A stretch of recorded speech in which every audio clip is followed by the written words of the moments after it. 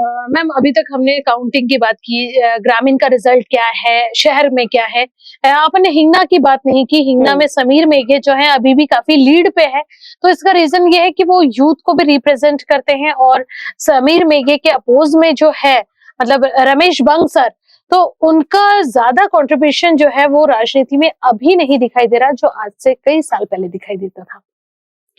तो अभी कैसा है, समीर मेघे, सबको पता है कि दत्ता मेघे कॉलेज काफी फेमस है और उनका अभी जो कार्यकाल है वो भी बहुत अच्छा रहा है रूपा, जैसे कि सभी को पता है।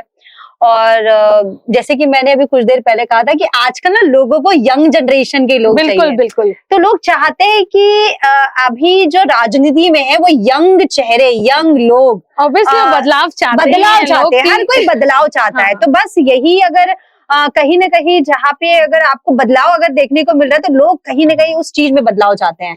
तो लोगों को कहीं ना कहीं है कि हमें नया फेस चाहिए, हमें नए लोग चाहिए, हमें यंग जनरेशन चाहिए जो यंग जनरेशन को अच्छी तरीके से समझ सके और नई टेक्नोलॉजी जो है वो इम्प्लीमेंट कर सके। यस, क्योंकि नई टेक्नोलॉजी के साथ मैन पावर भी कम लगता है। यस यस, और बिल्कुल बहुत सारी चीजें होती है, समय की बचत होती है। जी, जरूर, ये जरूरी है रूपा, क्योंकि कहते हैं कि जो यंग जनरेशन है, जो आज की क्या बोल सकते हैं उसको, युवा है, वो चाहती है, उनके आइडियाज अलग होते हैं, वो चाहते हैं कि हमारे आइडियाज पे काम करे, हमारे आइडियाज को सुने, हम जो बोल रहे हैं उसको समझे, ताकि हो सकता है हर किसी के पास में नए नए आइडियाज है, नई नई क्रिएटिविटी है। तो लोगों को क्रिएटिविटी दिखाने के लिए लोग चाहिए जो उनकी क्रिएटिविटी को समझ सके। तो बस लोगों को कहीं ना कहीं बदलाव चाहिए। एग्जैक्टली। और बदलाव बहुत जरूरी है, बदलाव जरूरी है। और शायद यही वजह है मैम कि इस बार जो आप देख सकते हैं कि ऐसे नए चेहरे जो हैं हमारे नागपुर शहर में भी वो मैदान में उतरे हैं अपनी किस्मत आजमाने के लिए। और सबसे चौंकाने वाली ये बात है कि उनको लोगों का भी भरपूर जो है सहयोग मिल रहा है। मैम दक्षिण पश्चिम की अगर मैं बात करूँ तो देवेंद्र फडणवीस सर के बारे में क्या राय है आपकी? देखो, देवेंद्र फडणवीस अभी भी नागपुर दक्षिण पश्चिम निर्वाचन क्षेत्र में आगे चल रहे हैं और विधायक के रूप में उनके चौथे कार्यकाल की संभावना है। बिल्कुल। उनके प्रतिद्वंदी काफी अंतर से पीछे चल रहे हैं। सबसे करीबी कांग्रेस के प्रफुल्ल गुर्दे हैं जो 22,928 वोटों के अंतर से पीछे है। तो बहुत बड़ा फासला होता है रूपा, ये इतना बड़ा जो वोट का जो फासला है ये बहुत बड़ा होता है। और माना जा रहा है कि 23 राउंड में जो ये प्रक्रिया है वोटिंग की, वो जो गिनती की, वो पूरी होने वाली है। और सबसे ज्यादा हमने जैसा कि देखा कि ग्रामीण क्षेत्र का रिजल्ट जो है आना शुरू हो चुका है। जी बिल्कुल। रामटेक, सावनेर और उमरेड का जो रिजल्ट है वो डिक्लेयर हो चुका है। और कुछ ही समय में हिंगना, काचोल का जो है वो भी रिजल्ट जो है भंडारा का वो हमारे सामने होगा। यदि हम नागपुर की बात करें तो पूर्व नागपुर की टिकट जो है वो कंफर्म है। बराबर। तो रूपा, तुम्हें क्या लगता है, तुम्हें नहीं लगता है कि हमारे राजनीति क्षेत्र में बदलाव होने चाहिए? जी बिल्कुल। और आप जो कहते हैं कि यंग जनरेशन को मौका मिलना चाहिए, क्योंकि टेक्निक्स जो है वो बहुत जरूरी है कि फॉरेन टेक्निक्स को हम लोग इम्प्लीमेंट करें ताकि मैन पावर और बहुत सारी चीजें जो है वो समय की बचत हो। देखो, जैसे कि मैंने शायद तुम्हें लास्ट टाइम भी बताया था कि जैसे कि मैं वर्ल्ड वाइड जब घूमती हूँ तो हमारे देश की राजनीति, पॉलिटिक्स के बारे में लोग बात करते हैं। तो मुझे ऐसा लगता है कि जरूर हमारे पॉलिटिक्स में, हमारे राजनीतिक क्षेत्र में थोड़ा सा तो बदलाव होना चाहिए। और मेरे दर्शकों से और जितनी भी जनता है, आम जनता से मेरी यही गुजारिश है कि नया चेहरा अगर कभी आता है तो उसको आप चांस दीजिए। आपने अभी तक जो पुराने लोग हैं उनको तो दिया है, लेकिन अगर राजनीति क्षेत्र में अगर कोई नए चेहरे आना चाहता है तो बिल्कुल उनको वेलकम करिए, उनको सपोर्ट करिए, उन्हें आप वो सांत्वना दीजिए कि हाँ वो कर सकते हैं। एक बहुत बड़ा एग्जाम्पल है अभी नरेंद्र मोदी जी ने, जो हमारे बिहार के डिप्टी सीएम थे भूतपूर्व विलास पासवान जी, उनके बेटे चिराग पासवान को बहुत ज्यादा प्रायोरिटी दिया है, इसलिए कि वो यंग जनरेशन को जो है रिप्रेजेंट करते हैं और काफी मतलब माइंडेड इंसान है, हर चीज का नॉलेज है। तो जब ये दो कॉम्बिनेशन होता है, एक एक्सपीरियंस बंदा और एक यंग जनरेशन जब आपस में मिलते हैं तो वो चीजें वो क्रिएटिविटी अलग आती है। जी बिल्कुल। तो मेरा भी बस लोगों से यही मानना है और यही कहना है कि आप लोग नए चेहरे को जरूर आप है एक मतलब हाथ बढ़ाइए। कहते ना, एक ने हाथ बढ़ाया तो दूसरे ने भी हाथ पकड़ना होगा, तभी जाके राजनीति क्षेत्र में थोड़ा बदलाव होगा। और हर कोई चाहता है कि राजनीति क्षेत्र में जो है वो बदलाव होना चाहिए। एक के साथ जब एक मिलता है तो वो दो नहीं बल्कि 11 हो जाते हैं। ये एग्जैक्टली, बहुत ही अच्छी बात कही आपने कि एक हाथ देता है तो दूसरे ने हाथ पकड़ना चाहिए, ताकि एक और एक 2 नहीं बल्कि एक और एक 11 होना चाहिए। एग्जैक्टली। ये तो हमारी चर्चा जो है वो लाइव के माध्यम से चलती रहेगी। एक और छोटी सी चीज पे मैं चर्चा करना चाहूंगी मैम, कि अभी चाहे हम भले ही मीडिया पर्सन हो या फिर आम जनता, आज के दिन सुबह 8 बजे से लेकर तो शाम के 5-6 बजे तक रास्तों को लेकर जो लोगों में भ्रम निर्माण है, इमरजेंसी में भी लोगों को बहुत मुश्किलें हो रही है, क्योंकि रास्ते जो है अपने नागपुर शहर में मेट्रो का काम शुरू है और ऐसे में आने जाने वाले रास्ते जो है बिना किसी इंटीमेशन के बंद कर दिए गए हैं।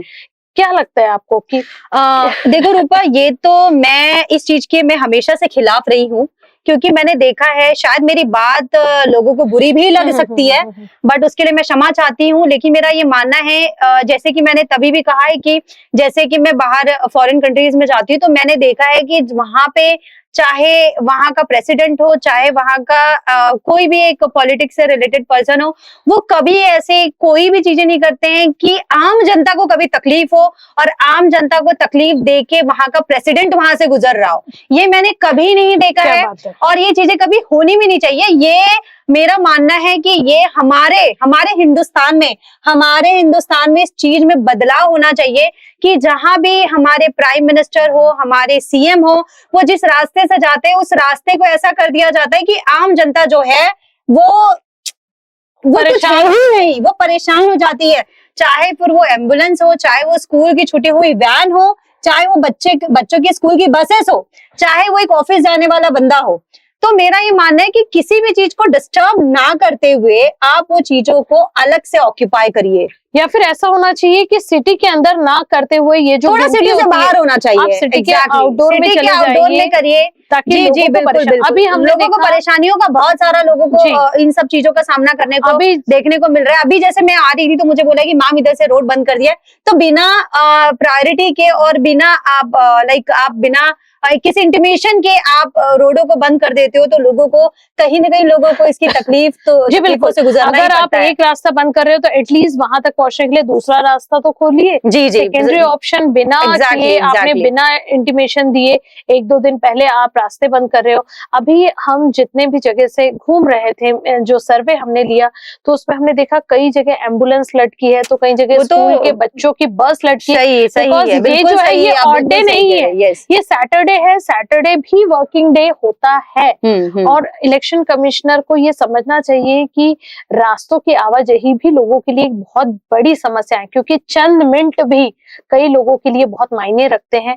इलेक्शन जो है ये जरूरी है, लेकिन आपको किन लोगों को रास्तों में वहां परमिशन देनी चाहिए, नहीं देनी चाहिए, इसका भी ध्यान जो है वो रखा जाना चाहिए। जी, बिल्कुल। हमारे नागपुर का सबसे बिजी एरिया जो है वो मॉरिस कॉलेज से बर्डी तक का माना जाता है, और वहां एक ही फ्लाईओवर है आने जाने के लिए, बराबर। तो वहां पर भी सबसे ज्यादा रश होता है, कई दूरों तक पैक कर दिया गया है। वहां से कर दिया। रेशम बाग से लेकर, अगर मैं आपको पूर्व नागपुर की काउंटिंग की बात करूं तो पूर्व नागपुर की काउंटिंग हो रही है ईश्वर देशमुख कॉलेज में, जो कि आता है क्रीड़ा चौक तो उसकी पैकिंग जो है इन्होंने मेडिकल कॉलेज और रेशम बाग चौक यहाँ से ही कर दी है, जबकि मेडिकल कॉलेज एशिया का सबसे बड़ा कॉलेज जहाँ आए दिन 32,000 से ज्यादा मरीज जो है वो न सिर्फ नागपुर से बल्कि ऑल ओवर राज्यों से जो है वो इलाज के लिए यहाँ पर आते हैं।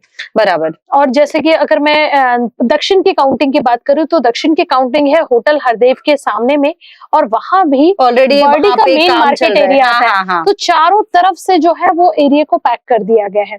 दक्षिण पश्चिम की मैं बात करूं तो अजनी में वहां पर हो रहा है, और अजनी भी सबसे बिजी एरिया है। जस्ट उसके सामने में जो है केंद्रीय विद्यालय है और साइड में रेलवे स्कूल है, तो स्कूलों के बच्चों को भी बहुत परेशानियों का सामना करना पड़ रहा है। तो एरिया भी जो है लोगों को बहुत समस्याएं हो रही है, तो इन सब चीजों का भी सोल्यूशन जो है वो निकलना चाहिए। बिल्कुल। 5 साल में आते हैं, इसका एक प्री प्लान जो है वो पहले से सर्वे करके वो सारी चीजों को पहले से लोगों को इंटीमेट करके वो सारी चीजों का पहले से प्लानिंग होनी चाहिए। एग्जैक्टली, ये बात तो बिल्कुल सही कहा आपने। ये हमेशा से होता आ रहा है और मुझे लगता है कि हमारी सरकार ने इसके ऊपर काम करना चाहिए। और मुझे तो ऐसा लगता है कि हर 5 साल के बाद सरकार की नींद खुलती है एक दिन पहले, जब इलेक्शन होता है कि क्या करे क्या ना करे। लेकिन अगर हम जैसे आम जनता को समझ रहा है तो ये इलेक्शन कमीशन को समझना चाहिए, यहाँ के कलेक्टर, प्रशासन सभी को ध्यान में रखना चाहिए कि लोगों को बिना परेशानी तकलीफ, ना हो। बिना परेशानी के लोगों को आपने हर चीज का समाधान निकालना चाहिए, ये मेरा भी मानना है। और इलेक्शन कमिश्नर से हम गुजारिश करते हैं कि नेक्स्ट इस टाइम चीज से को जब भी ध्यान हो तो आप रखें। इन सब चीजों पे ध्यान रखिए। जी जी, जी, बिल्कुल बिल्कुल।